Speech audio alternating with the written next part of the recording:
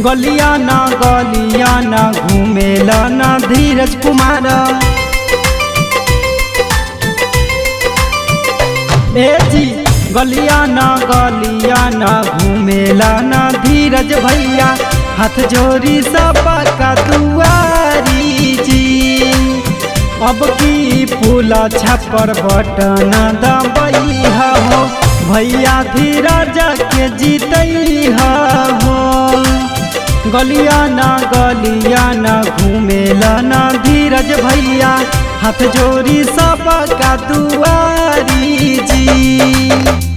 जी हाँ मतदाता साथियों, आप सभी का अपना चुनाव चिन्ह है क्रम संख्या 5 पे अंकित है फूल छाप। तो आप सभी को अपना भाई धीरज कुमार के चुनाव चिन्ह है फूल छाप पर ही बटन दबाना है और अपने धीरज भैया को ही मुखिया बनाना है। जीती है ता काम करी है, सगरोई नाम करी है, गौआ में हो विकास हो।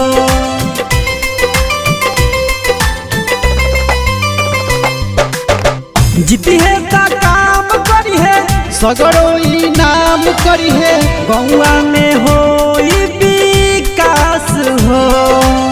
घरे घरे चापा कल दिलवई है इहो भैया हो, इन्हीं के मुखिया बनैहा हो।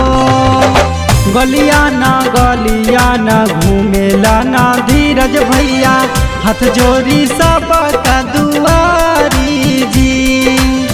अब की पुला छपर बटन दबैहा हो, भैया धीरज के जीतैहा हो।